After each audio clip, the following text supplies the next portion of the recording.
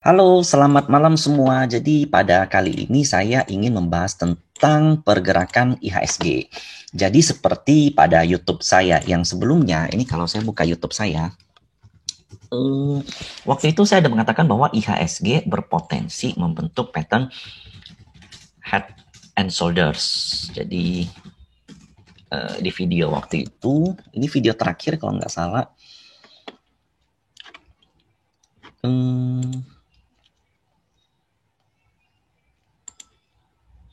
Waktu itu proyeksi saya adalah seperti ini.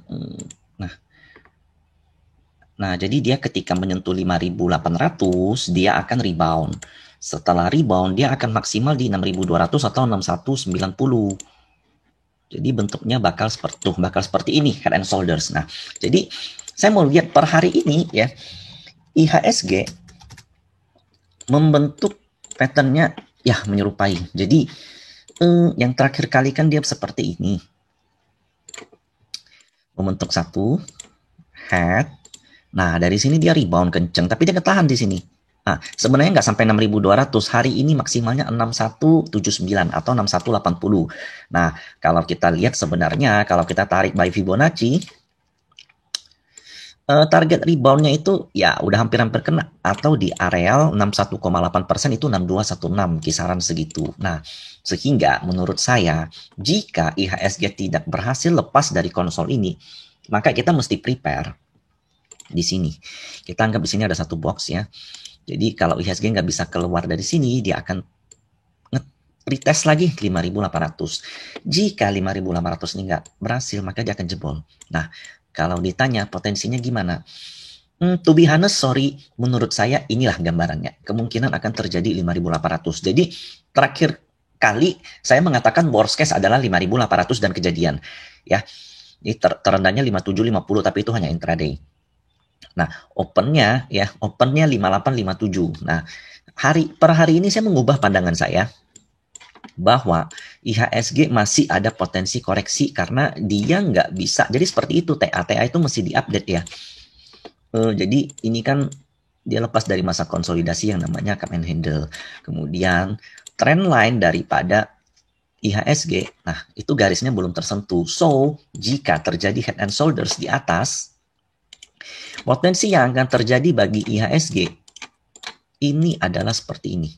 Dia akan koreksi ke areal, kalau di titik Fibo kurang lebih 5.500 hingga di sini itu ada gaps kecil 5.395 atau kita bisa bulatkan 5.400.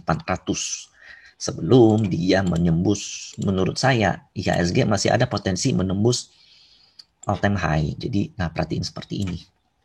Nah, kalaupun koreksi maksimal sampai di sini sehingga dia bisa melanjutkan rebound. Nah, saat ini apa sih yang terjadi dengan IHSG? Nah, jika saya buka seperti ini, IHSG nothing, sesuatu yang terlalu menjadi ancaman itu nggak ada selain daripada PSBB dan Corona. Dan yang selanjutnya menjadi isu adalah BPJS ketenaga kerjaan dan beberapa buy sides kita yang lagi terganggu. Jadi kalau teman-teman perlu tahu di IHSG penggerak utamanya itu sebenarnya ada yang namanya buy side, ada yang namanya sell sides. Jadi buy sides itu salah satunya adalah BPJS, dana pensiun, jiwa seraya.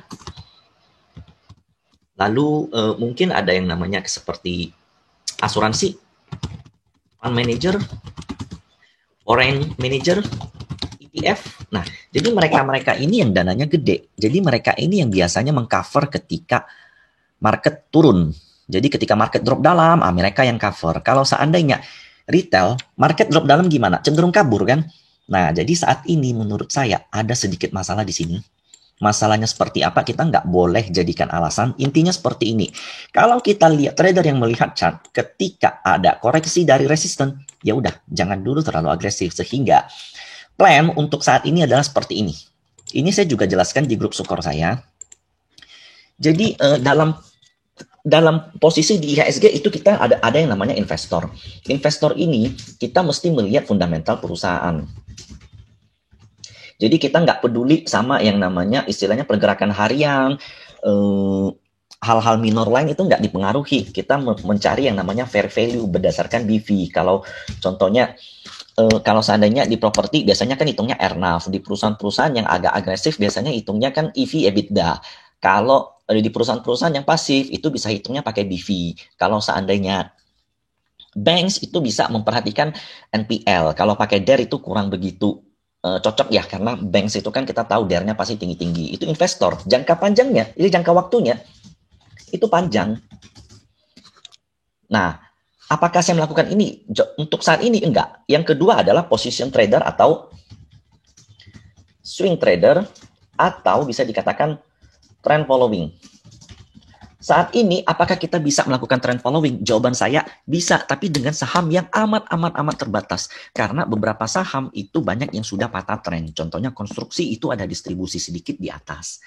Kemudian saham-saham yang masih cocok itu apa? Jadi di grup Sukor saya per hari ini kita cuman satu saham yang ARA ya, itu Tekim, INKP, ASA juga oke. Beberapa saham lain seperti GJTL masih oke. DMMX juga oke. Jadi saat ini saya melakukan swing trading, yaitu hold position di saham yang mungkin bisa 1 bulan atau mingguan, itu di saham yang terbatas banget, saham yang benar-benar kuat. Sementara yang kemarin katalisnya udah tinggi, itu saya udah exit. Ada yang sebagian stop loss, ada yang sebagian masih keep di bawah. Yang keep di bawah salah satunya ini. Yang next yang menjadi judul daripada IHSG YouTube saya kali ini adalah fast trading, atau orang sering ngomong scalper. Jadi saya sebenarnya nggak begitu cocok sama scalper. Jadi scalper itu kan lebih ke konotasi negatif ya, lebih ke pencopet. Sebenarnya fast trading atau scalping ini merupakan penyedia likuiditas. Likuiditas di market itu bisa terjadi seperti karena ada trader harian. Jadi liquidity itu apa sih?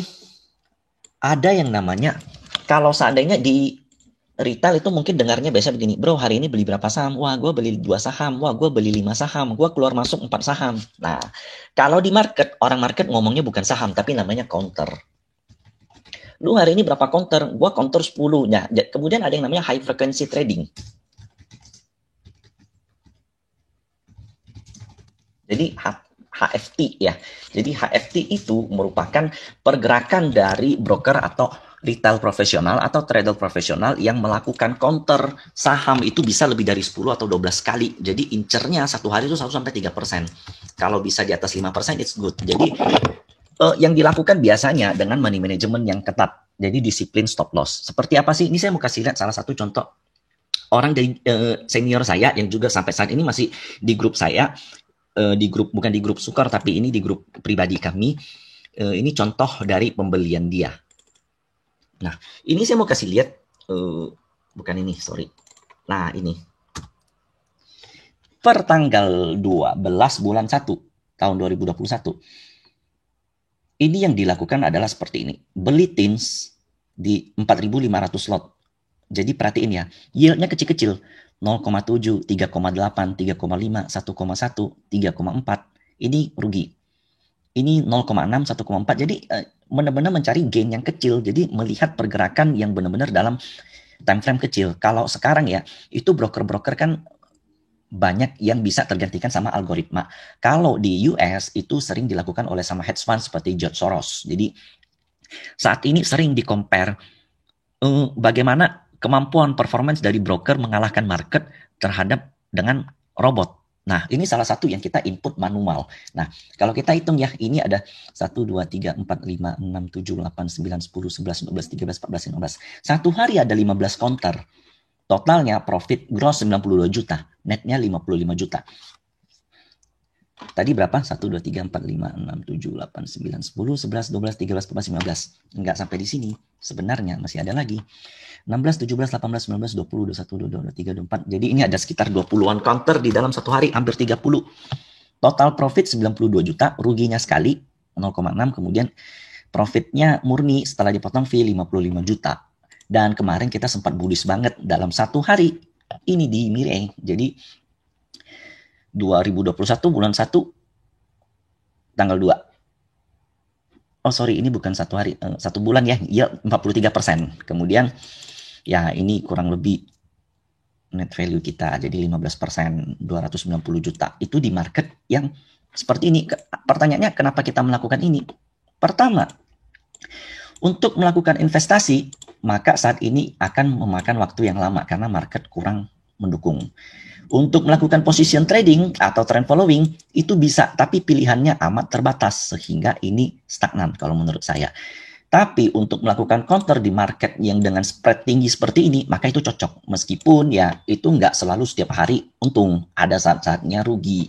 Jadi high frequency trading itulah yang kami lakukan saat ini, yaitu melakukan trading cepat. Nah, kemudian bagaimana pergerakan Tekim hari ini? Nah, yang saya mau kasih lihat selanjutnya itu adalah ini beberapa percakapan di MY Sumari ya, di grup trading kami. Ini saya hapus dulu. Jadi Tekim 2 hari lalu, 2 Februari 2021 itu saya melihat di dalam hourly ya. Jadi chart dalam jam-jaman. Saya sekarang lebih suka lihat chart dalam jam karena pergerakan market kan begitu volatile. Dalam harian itu terlalu ini sideways gitu. Jadi dia break menurut saya pattern yang namanya triple bottom. Ini merupakan pattern bullish. Nah, setelah itu dia mulai koreksi ke arah 14.000. Karena ini high-nya. Tertahan lagi di high, tertahan lagi di high. Ini bottom 1, bottom 2, bottom 3, sehingga ini dinamakan triple bottom. Nah, ketika dia break, barulah bisa dikatakan triple bottom. Yang sering menjadi salah kaprah bagi orang itu seperti ini. Yang saya nggak suka banget kalau banyak trader yang mengatakan seperti ini. Kok ini kan namanya double bottom ya? Salah. Double bottom kalau dia break. Ini baru namanya double bottom. Yang tadi itu belum. Kemudian ada yang begini. Harga saham naik, kemudian koreksi. Kemudian naik lagi. Terus sudah disimpulkan. Halo ini namanya double tops. Bahaya banget nih, ini kiamat dunia Hello, kalau dia begini, lalu begini gimana? Jadi ini namanya pivot high. Ini namanya pivot high. Dia sedang tertahan yang namanya double pivot high sehingga terbentuklah satu resisten. Itu bukan double tops. Dia bisa menjadi double tops jika seperti ini. Drop, tembus dari neckline ini, jatuh ke bawah, inilah baru namanya confirm double tops. Jadi analoginya seperti ini. Kalian pergi ke kafe atau kalian pergi ke klub malam. Kalian lihat cewek lagi, dia senyum sama kalian. Terus kalian udah ngomong ke teman kalian. Itu cewek suka sama gue loh, dia senyum sama gue. Padahal ternyata dia senyum sama semua orang. Kemudian kalian berani-berani nih. Di sini kalian haka. Hai cewek, minta nomor dong. Nggak taunya cowoknya datang. Hey, enak aja lu. Kalian terjebak. Ya kan? Padahal dia bisa aja naik lebih tinggi kalau kalian jual lebih awal. Begitu. Bisa aja dia turun bentar, habis itu naik lagi lebih awal. Jadi trader itu perlu konfirmasi. Kita nggak perlu menebak-nebak market. Begitu. Jadi kembali lagi ke Tekim. Jadi posisi Tekim saat kemarin itu seperti ini. Ini yang saya lihat di market saat itu ya. Begini. Ini double bottom, triple bottom. Dia break, kemudian koreksi cukup dalam. Nah, waktu dia koreksi 14.000 tepat low. Nih, lihat sendiri ya, angkanya 14.000. Di sini itu tepat 14.000.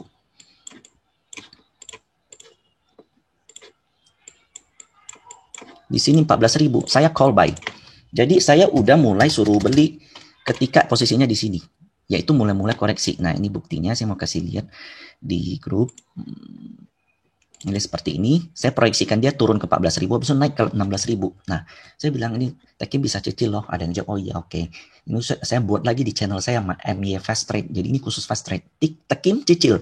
Buy area 14.500 under, di bawah or better. Jadi kalau beli or better artinya 14.500 ke bawah. Karena di bawah 14.500 kan lebih baik. Sampai 14.000, stop loss 13.900. Saya harus ketat di market seperti ini. Dan beruntung banget, Bandar baik. Dia nggak bawa sampai tujuan ke 13.900. Nah, per hari ini dia seperti ini. Kemudian naik dan nggak berhenti sampai di situ. Jadi ada yang bilang sampai Terus sampai bisa traktir Susi Tei katanya pakai tekim nangis katanya ini hari baru join pertama kali ya ini luck sih sebenarnya thank you in advance oke sama-sama ada yang juga beli sampai 800 juta untungnya 100 juta dalam 2 hari lumayan ada yang beli sampai INKP jadi ini untung ya satu Avanza second lumayan kan nah kemudian pergerakan harian saya sempat mengatakan seperti ini jadi ini titik beli kami 14.000 saya buka di ini aja Paint. Nah, jadi pertama kali kami beli, kami putuskan di sini beli. Kemudian naik ketika sampai target, di sini saya suruh jual setengah. Kenapa jual setengah? Karena saya pengen ngelihat marketnya seperti apa. Nah, ketika di atas, IHSG kebentuk resisten seperti yang kita lihat tadi ya. Jadi resistennya IHSG saat itu di atas. Jadi ketika IHSG terkena resisten, maka ada potensi saham-sahamnya juga koreksi. Jadi di sini posisinya, kalau kita masuk ke menitan. Nah, di sini pucuk. Kemudian ada bantingan turun ke bawah.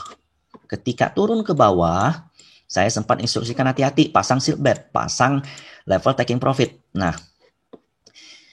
Tekim pun ikut terkoreksi. Jadi ini pergerakan 1 menit ya. Jadi saya dalam menganalisa, biasanya saya masuk monthly, weekly, 60 menit, 30 menit, 15 menit, 5 menit, sampai 1 menit. Sehingga ketika kalian berikan saya satu chart, itu saya bisa tahu kadang, oh ini chart ini di menit kesekian. Saya nggak bisa lompat time frame. Contohnya, kalau saya kalian kasih lihat saya chart daily, saya bisa tebak kira-kira weekly-nya seperti apa.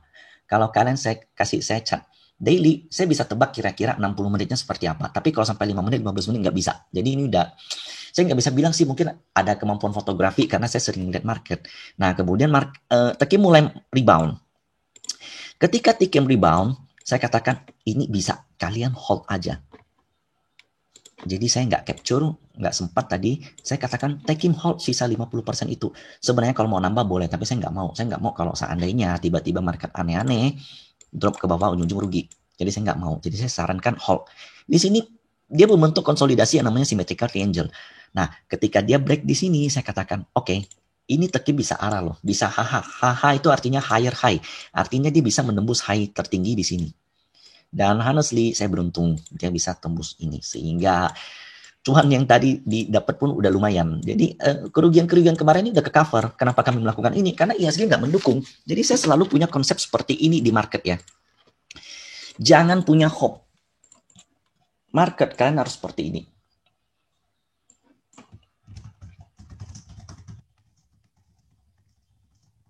Market doesn't move just like we want. Kita pengen dia bullish, tapi kalau memang nggak bisa, ya kita nggak bisa paksain, karena entar nanti malah akan mendatangkan kekecewaan. Sehingga yang harus kita lakukan adalah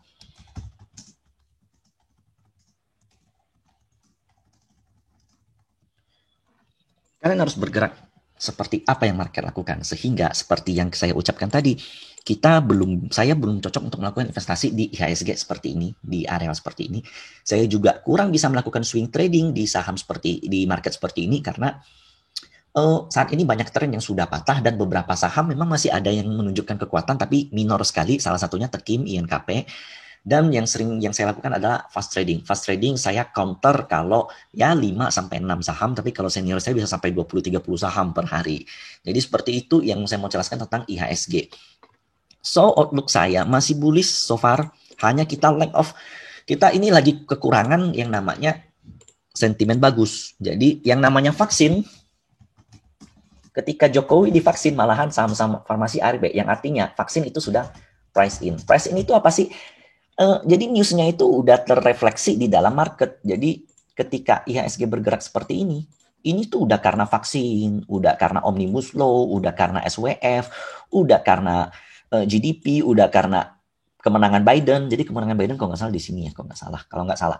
Nah, saat ini kita memang dalam masa koreksi, sehingga saya nggak melakukan hold dulu. Karena ada risiko kita terkena swing yang agak lebih dalam selama market tidak jebol daripada ini, so it's masih bagus. Jadi yang kita cari saat ini Omnibus Law itu sebagian sudah price in, sebagian belum. Jadi saya mengatakan ini masih neutral. Bisa saja omnibus seperti pajak, seperti insentif-insentif lain yang saat ini kan belum terlalu diimplementasikan, baru keluar RUU. Kalau seandainya ada implementasinya, maka market itu bisa menjadi sentimen positif untuk IHSG. Selanjutnya adalah kekuatan rupiah. Saat ini rupiah agak tertekan karena USD-nya ada dana yang sedikit dana US yang dana dolar atau dana asing yang balik sedikit ke USD atau US Treasury. Jadi ini salah satu safe haven selain daripada gold. Nah, yang menjadi sentimen lain adalah seperti SWF itu juga sepertinya sudah priced in, tapi ini belum selesai, belum over menurut saya. Tapi ada potensi koreksi karena udah banyak yang lakukan penjualan. Trennya sedikit di atas sudah patah, ada distribusi kecil. Nah, dan beberapa kasus mikro seperti ya kasus-kasus BPJS, meskipun nggak terlalu tinggi, kasus Jiwas dan kasus Asabri, itu kita nggak bisa tahu sih apa yang terjadi. Dan kemarin kasus for sale, ada indikasi kalau saya melihat, ada indikasi bahwa market dibuang, saham-saham dibuang cukup dalam ketika menyentuh resisten. Nah, kita nggak boleh berasumsi, kita nggak boleh menebak-nebak. Ini bukan hal yang ranahnya retail tahu. Intinya yang perlu kalian fokus itu di depan. Jangan lihat kiri dan kanan. So, beberapa yang bisa menjadi hope bagi kita selanjutnya adalah Omnibus, implementasinya, tapi bukan cuma berita. Kemudian, bonds kita. Jadi bonds kita saat ini berkisaran di 6%-an, kalau bisa sampai 5%-an, artinya bakal ada inflow lagi ke saham, kemudian pajak, tax ini, tax apa, dividen segala macam, kemudian yang saya berharap sekali ada upgrade dari asing. Jadi per hari ini foreign juga masih banyak melakukan net buy. Itu yang penting. Jadi, so untuk saat ini saran saya IHSG adalah, posisi kita adalah wait and see saja bagi yang nggak bisa melakukan trading atau swing trading. Tapi bagi yang bisa melakukan trading, maka kita fast trading aja dulu. Jadi seperti ini dua saran saya untuk IHSG. Next, bakal saya update mengenai saham-saham berpotensi yang bisa kalian keep untuk jangka waktu menengah. Terima kasih, jangan lupa subscribe. Oh ya, jangan lupa juga saya sering berkomunikasi dengan kalian di IG yang namanya Michael Leo. Nah, di IG ini boleh di-follow. Jangan lupa juga subscribe channel YouTube ini. Semoga bermanfaat dan jangan lupa nyalain lonceng. Terima kasih.